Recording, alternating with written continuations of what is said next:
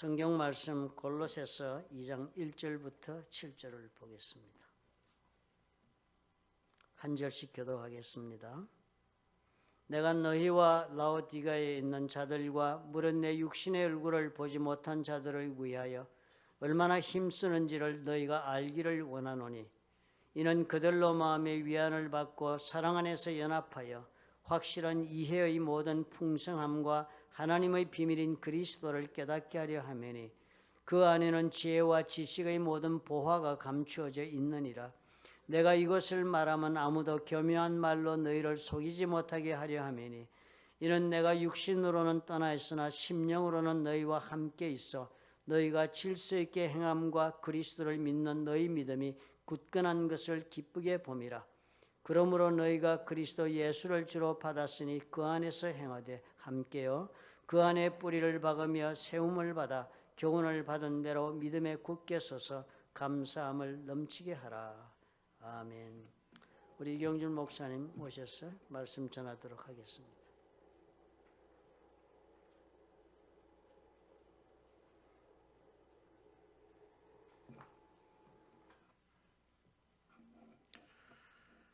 오늘 우리가 살펴볼 말씀은 골로새 2장 1절부터 7절 말씀입니다. 오늘 본문의 글을 쓴 분인 사도 바울은 자신의 제자인 에바브라의 전도로 세워진 교회인 골로새 교회의 소식을 들었습니다. 교회 성도들은 에바브라가 전한 복음을 잘 받아 바른 믿음 가운데 교회를 세웠습니다. 그런데 그 교회에 일단의 거짓 선생들이 들어와서 교회가 위기 가운데 빠지게 된 것입니다. 심각함을 인식한 바울은 골로새 교회에 이 서신을 써서 보내면서 그들의 신앙이 견고하게 되고 또 거짓 선생들의 그 잘못된 교훈을 물리칠 수 있는 그 말씀을 가르치고 있습니다. 이러한 일은 그때뿐만 아니라 지금도 마찬가지입니다. 우리는 잘못된 교훈을 받아들임을 통해서 믿음이 흔들리게 되고 또 그것을 통해서 잘못된 길을 가게 되는 그리 벌어지는 것이죠. 이 교훈이라는 건 굉장히 중요합니다.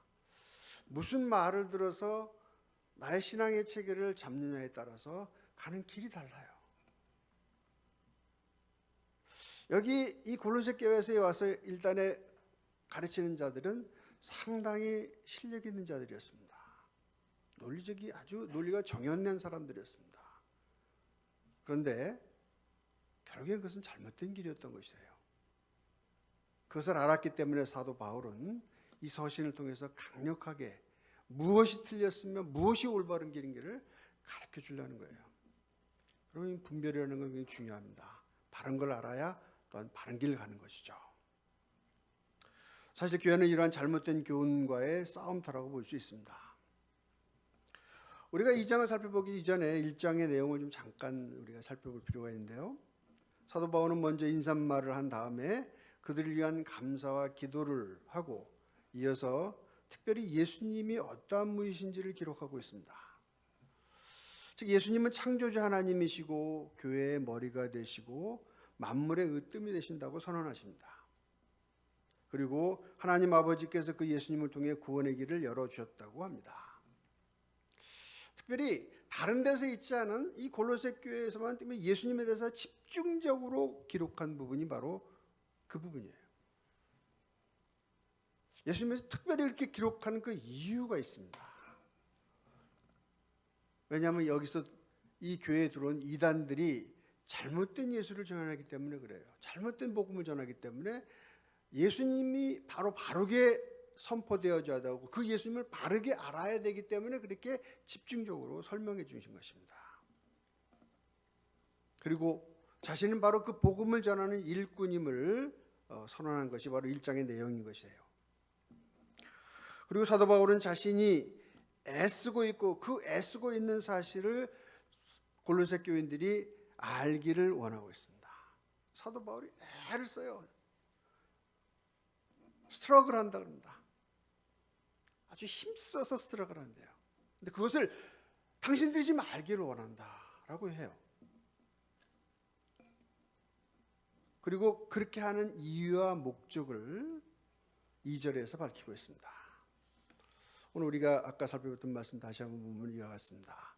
내가 너희와 라오디게아에 있는 자들과 무릇 내 육신의 얼굴을 보지 못한 자들을 위하여 얼마나 힘쓰는지를 너희가 알기를 원하노니 이는, 여러분 이 이는이라든지 그러므로라는 단어를 잘 봐야 됩니다. 다 연결되어 있는 단어이기 때문에 중요한 부분이에요.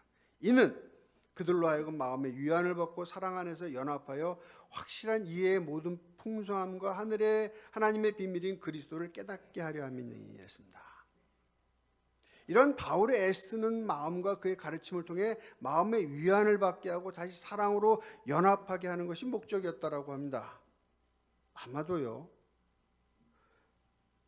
이 그들은 잘못된 교훈을 통해서 먼저 마음의 상처를 받은 것 같아요. 위안이 필요한 정도로. 그리고 사랑이 식어졌고 연합이 깨어지는 상황이 되었다는 거예요. 그러니까 교회가 거의 풍지박산 날 정도였던 거예요. 잘못된 교훈을 받았던 거죠. 들을 땐 달콤할지 모르겠지만 그 교훈을 받아서 생활을 해보니까는 어떤 문제들이 발생되냐면 이와 같은 문제가 발생되는 거예요. 마음의 상처를 받고 사랑이 식어지고 연합이 깨어지는 거예요. 그래서 사도 바울은 바른 교훈을 통해서 그들이 바로 회복되기를 위한다라고 했습니다. 자기가 이렇게 애쓰는 것은 바로 이 잘못된 교훈에서 벗어나서 바른 교훈을 통해서 바로 다시 원래 하나님으로부터 받았던 그 풍성함을 다 누리게 되기를 바라서 했던 것이죠. 그러면서 그는 아주 중요한 사실을 얘기합니다. 이렇듯 모든 상황을 바르게 하는 길은 오직 하나님의 비밀인 그리스도를 알아야 된다라고 선언하는 거예요. 예수님을 바로 아는 것이 모든 문제의 해결이 된다는 뜻입니다. 여기 비밀인 것입니다. 그래서 비밀이라고 표현하잖아요. 비밀. 하나님의 비밀. 바로 그것이 하나님의 비밀이 예수 그리스도라고 선언하고 있습니다. 그렇다면 왜 예수님을 알아야 하는가? 좀 더 얘기하면 예수님만 알아야 하는가 하는 의문이 들 수 있는 거죠. 이것에 대한 답이 바로 3절이 설명하고 있는 것입니다. 3절은 뭐라고 읽냐면 이렇게 이와 같이 기록되었습니다. 그 안에는 지혜와 지식의 모든 보화가 감추어져 있느니라 하십니다. 여러분, 보화하면 우리 인간 이름은 누구나 원하는 것 아니에요? 그래서 주님은 산상절기에서 다음과 같이 말씀하십니다. 6장 20절과 21절에요. 오직 너희를 위하여 보물을 하늘에 쌓아두라. 거기는 좀이나 동록이 해하지 못하며 도둑이 구멍을 뚫지도 못하고 도둑질도 못하느니라. 네 보물이 있는 곳에 내 마음도 있느니라. 내 보물이 있는 곳에 뭐가 있다고요? 그 마음까지 같이 있대요. 즉 그 말씀을 통해서 보물은 우리 인간이 소중히 여기는 것이고 그것은 자연스러운 것인 것을 선언하고 있습니다. 보물을 우리가 좋아하는 건 당연한 거예요. 문제는 그 보물이 무엇이냐가 문제죠. 세상 사람들은요, 그 보물을 금, 은, 보석과 같은 물질적인 거나 명예나 권력과 같은 것을 보물이라고 여깁니다. 이 세상 사람들은 이러한 범죄에서 벗어나지 못해요. 왜 그런 줄 아세요? 그들의 삶은 이 보이는 세계밖에 못 보기 때문에 그래요. 이 보이는 세계에서 뭐가 있어요? 금은 보석이라든지 아니면 명예, 권력, 자기 자랑할 일선 그것이 보석이죠. 그래서 삶을 모두 거기다 진력을 해요.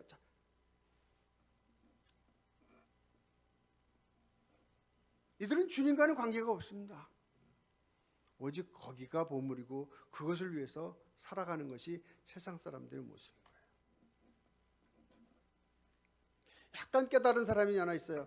이거는 좀 뭔가 모자르다, 뭐 부족하다라고 한 예수님 당시 때 부자 청년이 하나 있었습니다. 그가 예수님께 찾아가서 뭐라고 하냐면 주여, 내가 영생을 하기 위해서는 무엇을 해야 됩니까? 예수님이 가만히 보시면서 하시는 말씀, 그래? 너 영생 얻고 싶니? 그러면 부모를 공경하라, 살인하지 말라, 이런 율법 지켜라.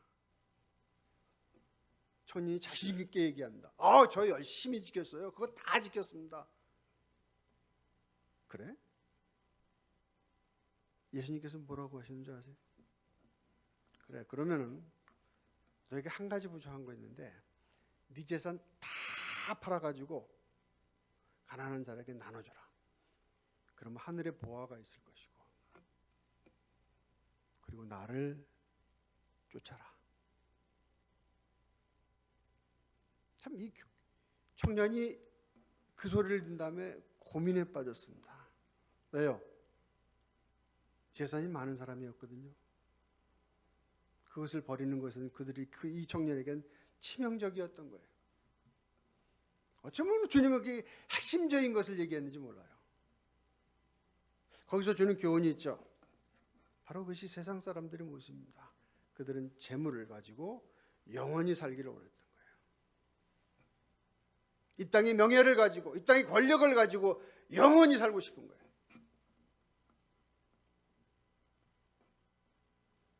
그것은 우리 하나님께서 주시는 보물이 아닙니다. 결국 그 부자 청년은 그렇게 하지 못하고 떠나갔다라고 얘기합니다. 예수님과 관계없는 사람이에요. 여러분, 우리 그리스도인들은 바로 그 재물이 진정한 자신의 보화가 아니라는 것을 아는 사람들입니다. 또 이 문제가 해결했다면 여러분 아직 예수님과의 문제가 있는 거예요. 우리 그리스도인들은요, 우리 그리스도인들의 진정한 보물은 이 세상의 것이 아님을 아는 자들인 거예요. 오늘 성경도 그것을 언급합니다. 그것은 지혜와 지식과 같은 우리 인간이 살아가야 할 도리를 말하는 거예요. 그렇잖아요. 여러분, 우리 진정으로 구해야 될 것은 지혜예요. 정말. 잠언 3장 15절하고 잠언 8장 11절의 성경은 다음과 같이 얘기합니다. 지혜는 진주보다 귀하니 내가 사모하는 모든 것으로 또 이에 비교할 수 없도다. 우리가 원하는 그 재물인 이 진주보다도 뭐가 더 귀하다고요? 지혜가. 4장 7절에는 다음과 같이 합니다. 지혜가 제일이니 지혜를 얻으라. 내가 얻는 모든 것을 가지고 명철을 얻을지니라. 지혜가 뭐라고요? 최고의 것, 진정으로 우리가 구해야 될 것이 바로 지혜라는 거예요. 근데 그 모든 지혜와 지식의 보화가 어디에 있다고요? 어디에 감춰 있다고요? 그리스도 안에 감춰 있다고 합니다. 이게 여러분 비밀인 거예요. 여기 감춰 있다는 표현이 뭐냐면 오직 주님 안에만 있다는 거예요. 근데 사람들은 그걸 모른다는 거예요. 예수님 안에 우리들이 정말 추구하고 정말 바라야 될 그것이 다 있는데 사람들은 그걸 몰라요. 또 찾지도 않아요. 그래서 좁은 문 좁은 길이라는 거예요. 예수님 안에만이 바로 진정한 지혜와 지식의 보화가 있다라고 합니다. 이게 오늘 선언이 아니었어요?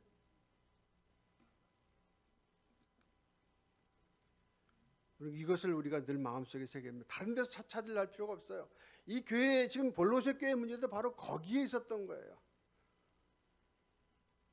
에바브라를 통해서 예수님만이 진정한 지혜의 근원이시고 예수님을 믿어야 구원받고 예수님을 통해서만이 진정한 천국에 간다는 사실을 그들에게 전해서 그들을 믿고 그 기쁨 속에 살았었는데 어느 날 사람들이 와가지고 뭔가 문제를 일으켰어요. 그래서 그들은 그것을 갖다가 깜빡했습니다. 다른 것도 있나? 다른 것도 지혜가 있나? 이러다가 시험 든 거예요. 사도 바울은 바로 그것을 교정하는 겁니다. 다른 데 없어. 오직 예수 그리스도 안에만 있어.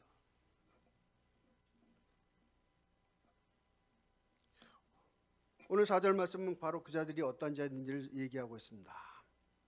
내가 이것을 말하면 아무도 교묘한 말로 너희를 속이지 못하게 하려 합니다. 이 골로새 교회에 문제가 있는데 이 잘못된 스승들, 잘못된 선생들이 와가지고 뭔가를 가르치는 거예요. 근데 그 가르치는 것은 교묘하지만은 속이는 것이다. 8절의 이 부분에서 좀 더 설명을 하고요. 구체적으로 이 16절부터 23절까지 어떠한 자들인지 밝혀주고 있습니다. 이 부분들은 여러분 참 우리가 연구해야 될 중요한 부분이에요.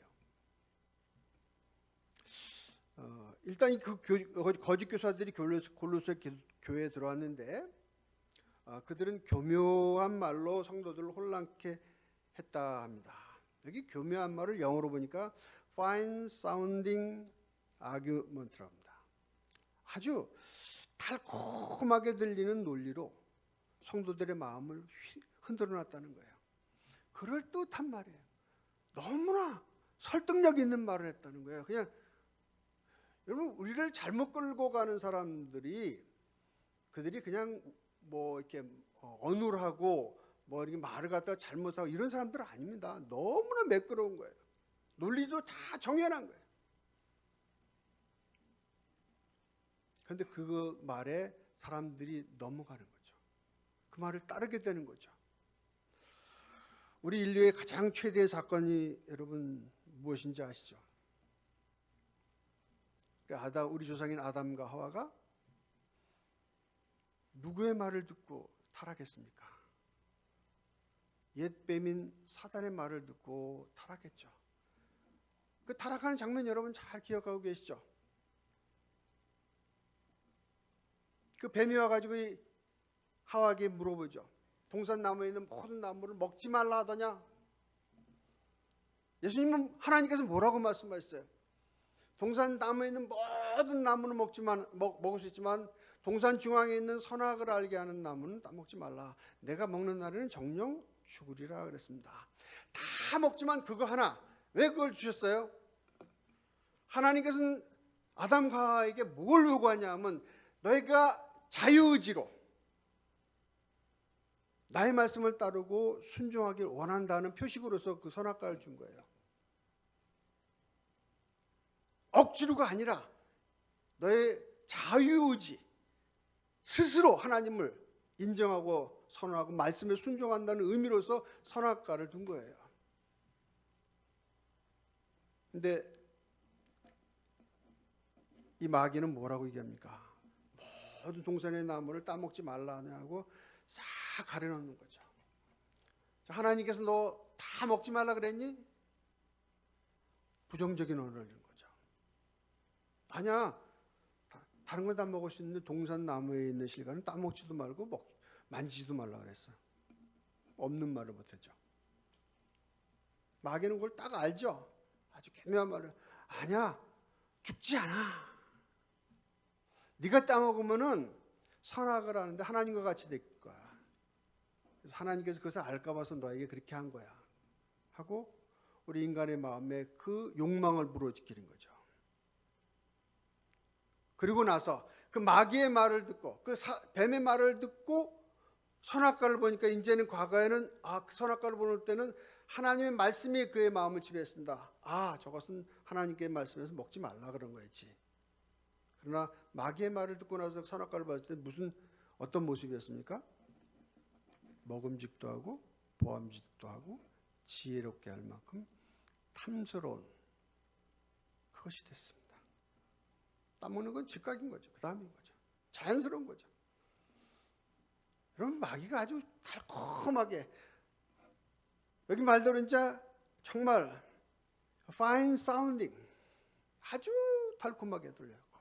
그 말에 의해서 그 욕심을 따라서 결국에는 하나님께서 먹지 말라는 선악과를 따먹은 결과가 바로 지금 우리의 이 모양 이 꼴인 거예요. 아담의 후세는 우리를 다 같은 길 가는 거예요. 한때 우리 사회를 어지럽혔던 지금도 여전한 것 같아요.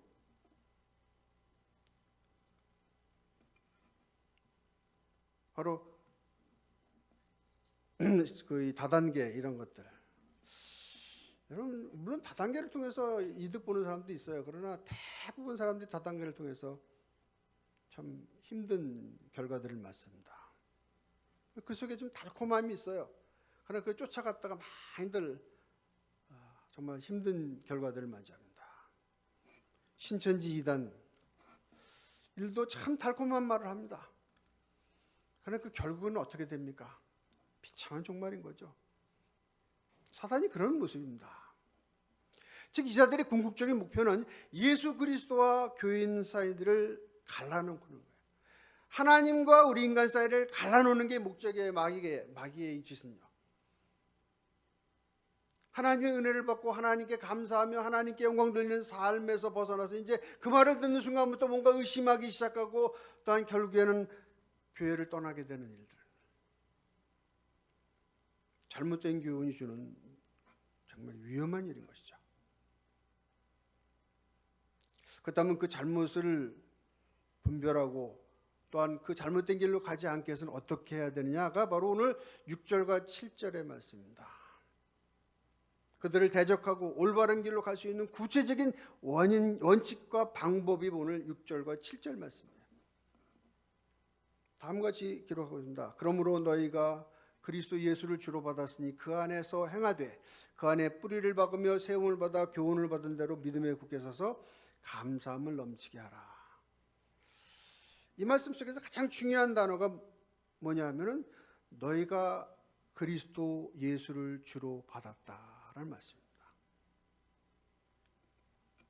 사실 골로새 교회뿐만 아니라 모든 그리스도인들은 예수님의 종입니다.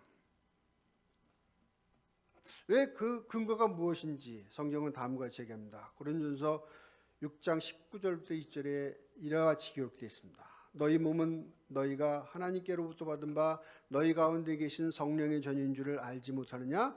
너희는 너희 자신의 것이 아니라 값으로 산 것이 되었으니 그런즉 너희 몸으로 하나님께 영광을 돌리라. 우리를 값주고 사셨대요. 어떤 값을 지불하고 우리를 샀습니까? 엄청난 값을 지불하셨죠. 예수님 당신을 바치신 거죠. 우리가 뭔데? 그 존귀하신 분이 육신의 몸을 이 땅에 입고 오셔가지고 우리 대신 죽으셨어요. 정말 이해할 수 없는 일을 하나님께서 하셨습니다. 근데 그것은 바로 우리를 대신해서 값을 지불한 것이기 때문에 구원받은 우리들은 우리의 것이 아니라 이제 누구의 것이냐면 예수님의 것인 거예요. 이게 바로 성경의 논리입니다. 우리가 하나님의 인도하심을 따라서 주님을 믿어 구원받는 것은 단순한 것이 아닙니다. 구원, 내가 구원받았으니까 믿었으니까 구원받았지 단순한 게 아니에요. 우리가 예수님을 믿는 순간에 굉장한 일들이 벌어진 겁니다. 이 사실을 우리는 잘 인식하지 못하기 때문에 때때로 시험에 들기도 하고 또 오해하기도 하는 경향들이 있습니다. 여러분, 우리가 예수님 믿는 순간에 어떤 일이 벌어진 줄 아세요? 이것은 교리적인 용어로서 좀 설명할 필요가 있는데요. 거기엔 부르심이 있었고 중생이 있습니다. 그리고 회심이 있고 연합이 있고 칭의가 있고 양자됨이 있고 인침이 있어요. 그것이 한꺼번에 이루어진 거예요. 여러분, 이 하나하나의 개념들을 성경을 통해서 확인해 봐야 돼요. 엄청난 일입니다. 우리 구원은 진짜 이름 말할 수 없는 일이 벌어진 거예요. 여러분, 예수님 믿어 구원받았다는 사실이 얼마나 크고 놀라운지를 정말 알아야 돼요. 이 엄청난 일들이 이루어졌다는 것을 알게 되면 될수록 더 기뻐지면 기뻐질수록 우리는 우리의 신앙, 우리가 가진 이 엄청난 구원의 그 기쁨을 누릴 수 있고 그 만족함, 그 속에 깊이 들어갈 수가 있는 거예요. 많은 사람들이 이 부분을 자꾸 잘 알지 못합니다. 그래서 자꾸 시험에 들어요.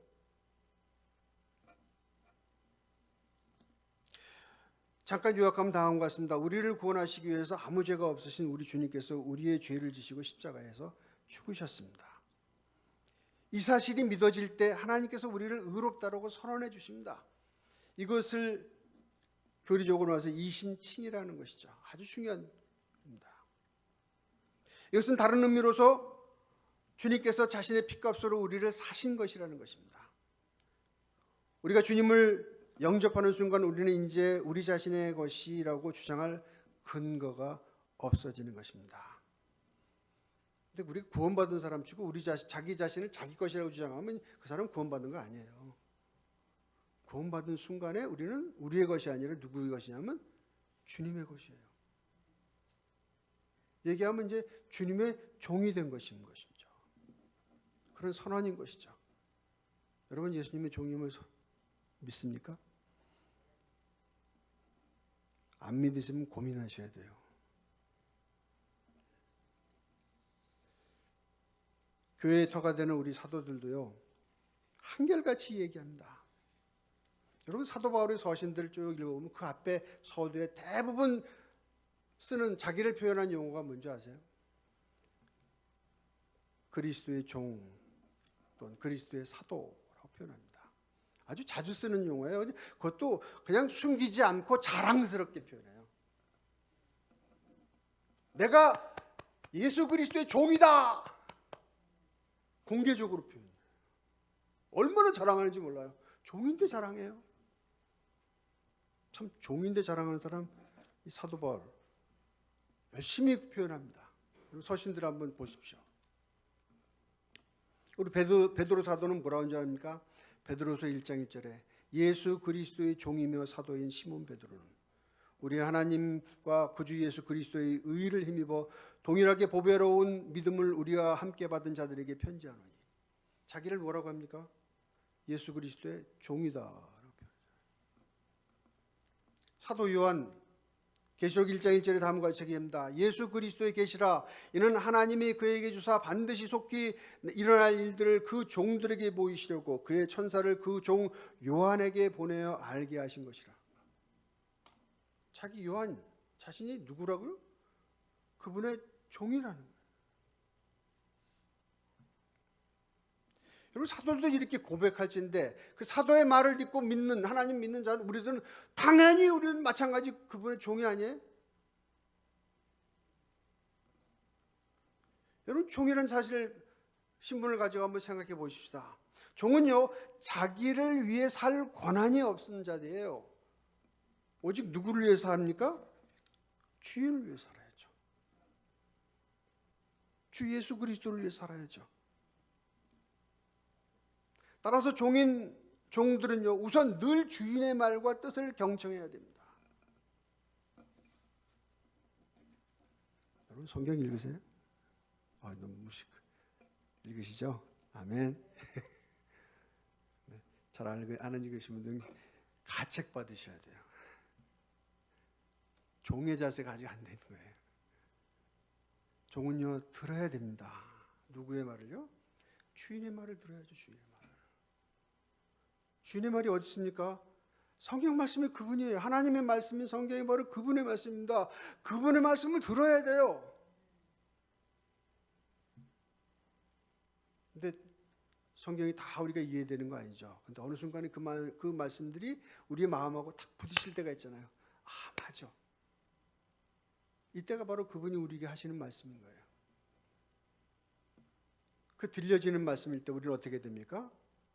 순종해야죠. 순종. 말씀대로 순종해야죠. 때때로 그 말씀들이 우리가 원하는 거하고 틀릴 때가 있어요. 그때는 어떤 스탠스를 해야죠? 내가 원하는 것은 왼쪽인데 그분이 원하는 것은 오른쪽이었어요. 어떻게 해야 됩니까? 당연히 내 걸 죽여야죠. 여러분 예수님 믿으면 그런 때가 자주 있습니다. 하나님 말씀하고 나의 삶하고 내가 원하는 거하고 이렇게 부딪힐 때가 있어요.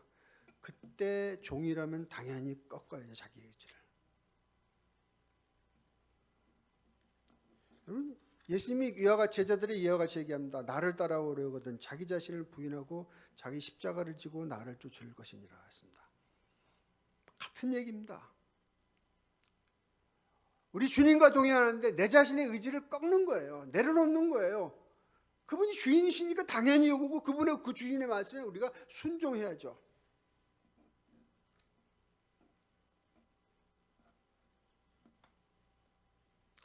계속해서 바울은 말합니다. 그 안에서 행하고 즉 예수님이 주인이시고 나는 주님의 종이라는 의식을 가지고 삶을 살아야 한다는 것입니다.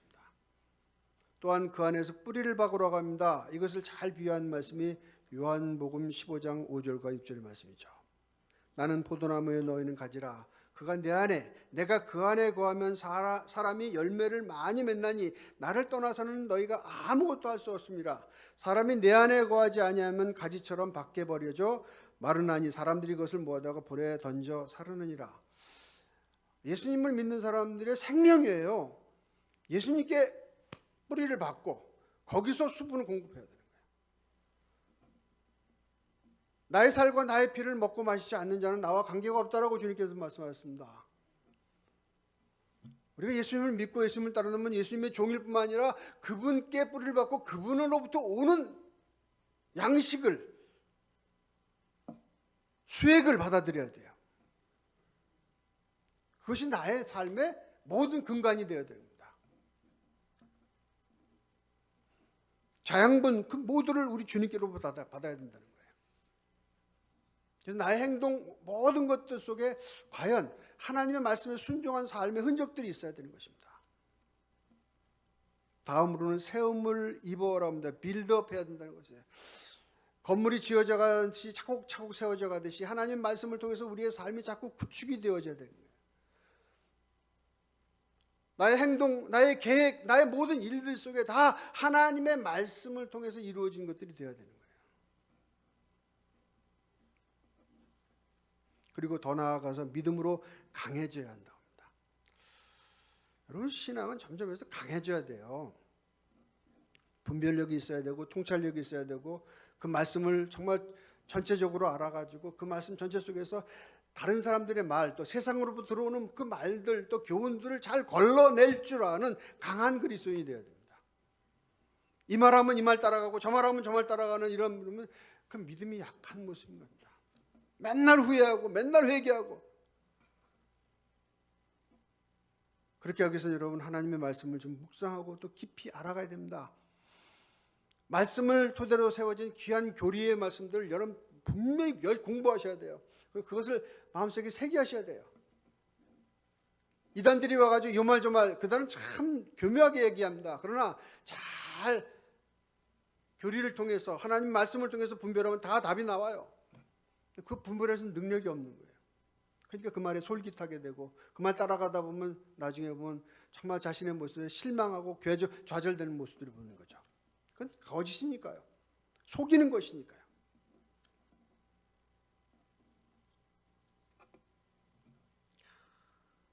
그렇다면 여러분은 그리스도의 종으로 살고 계십니까? 살고 계시다면 무엇을 증거로 보이시겠어요?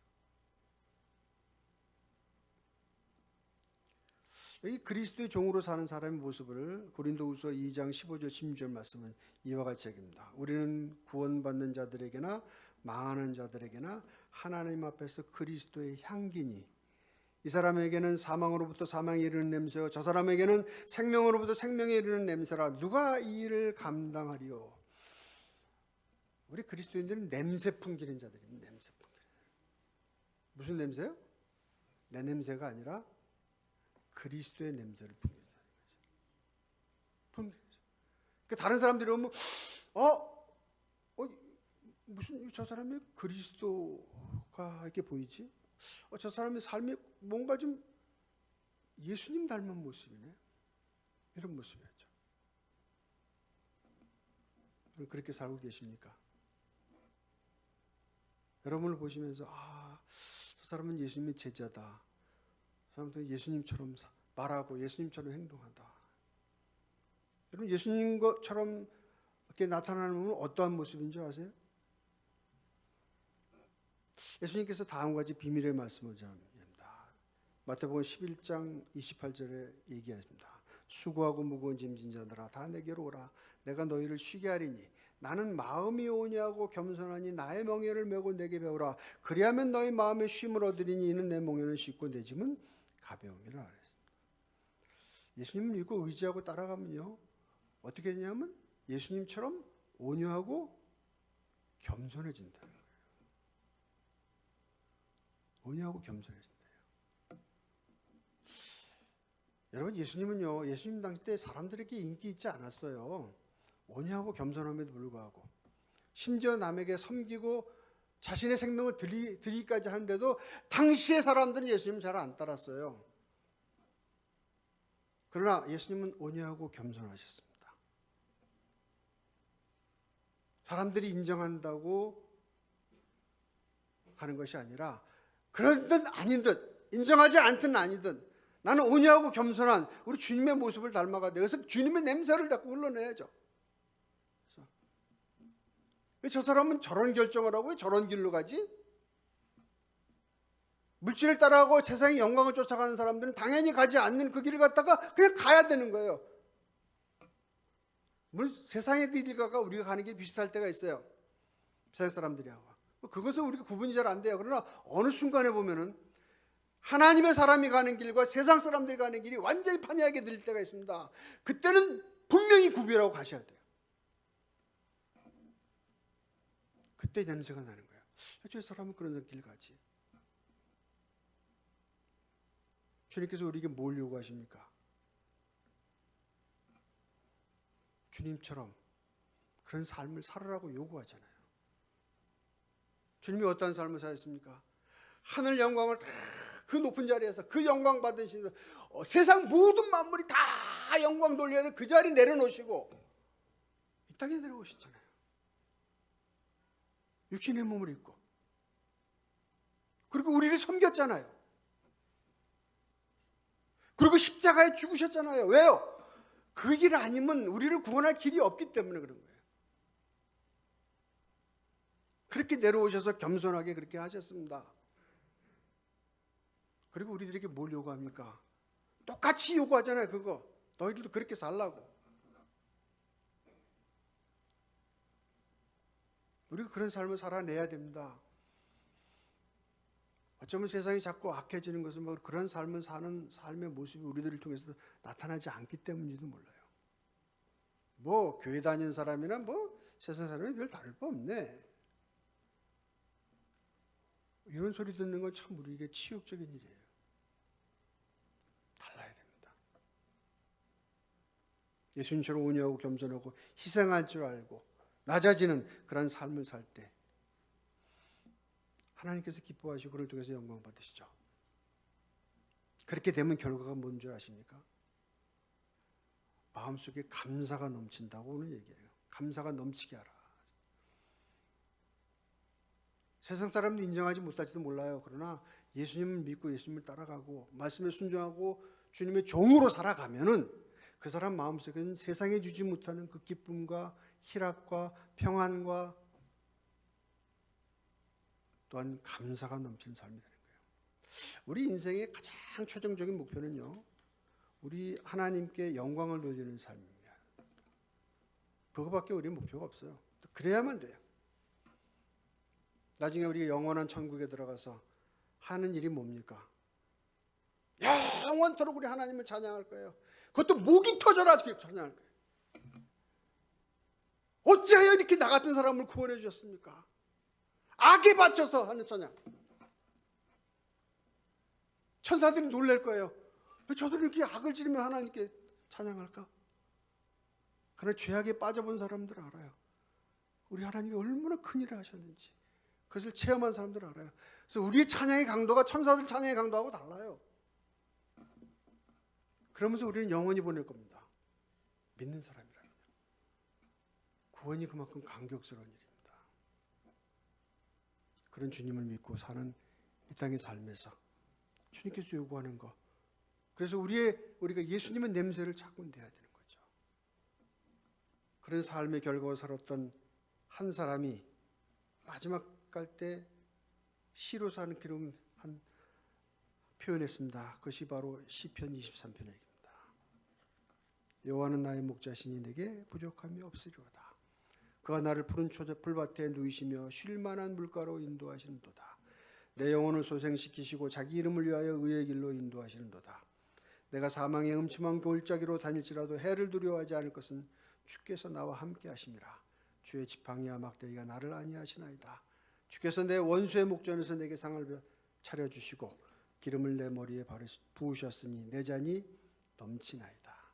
내 평생의 선하심과 인자하심이 반드시 나를 따르리니 내가 여호와의 집에 영원히 거하리로다. 아멘. 하나님 아버지 감사합니다. 우리를 향해서 하나님께서 너무나 귀한 것들을 주셨는데 우리는 그 귀한 것을 귀한 것으로 여기지 못하는 어리석은 길들을 갈 때가 많습니다. 다시 한번 우리 주님 안에 있는 진정한 보화를 우리 의식하고 주님을 찾아 나와 주님의 말씀에 순종하며 주님을 주인으로 모시고 주님의 뜻에 순종하여서 정말 하나님께서 우리에게 주시고자 하는 복된 길을 걸어가는, 그래서 주님의 냄새를 피우는 우리 삶이 될 수 있도록 인도해 주시옵소서. 감사하며 예수님 이름으로 기도드리옵나이다. 아멘. 나의 왕, 내 노래, 내 생명, 또 내 기쁨, 나의 힘, 나의 것, 내 평화, 나의 주. 우리 한 번 더. 나의 왕,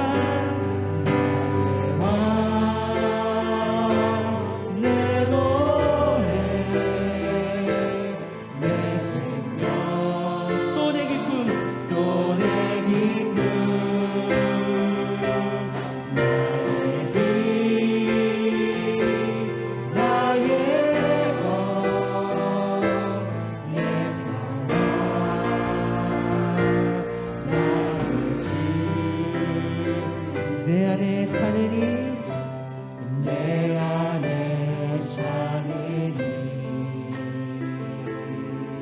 예수 그리스도니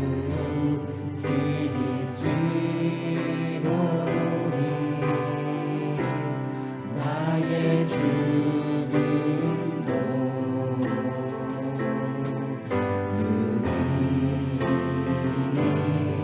우리 간절한 마음을 한 번 더 고백하십시다. 내 안에 사느니, 내 안에 사느니, 예수 그리스도니, 예수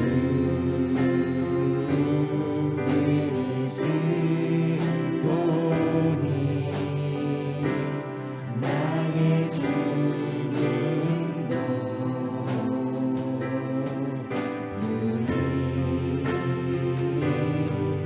아멘. 나의 왕,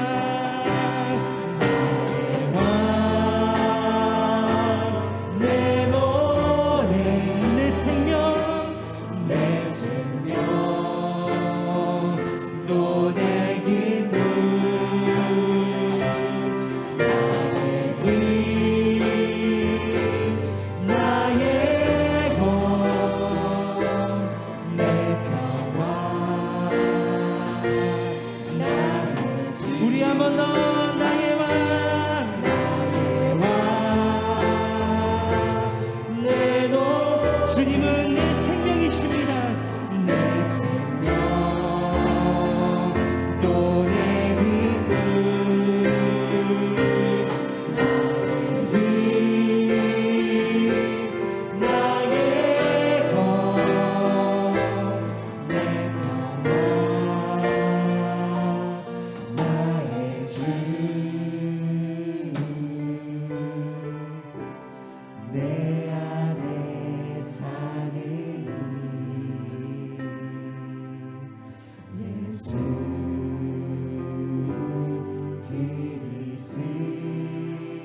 그리스도니 나의 죽음도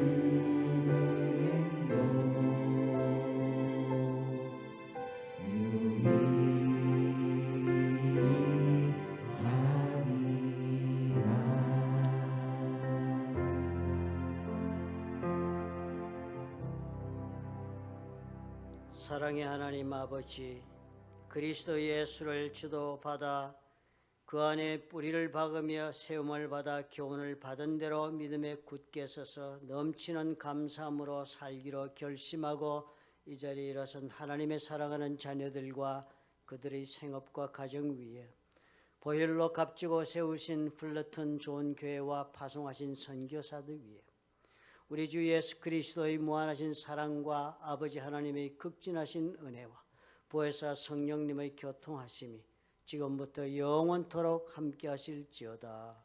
아멘.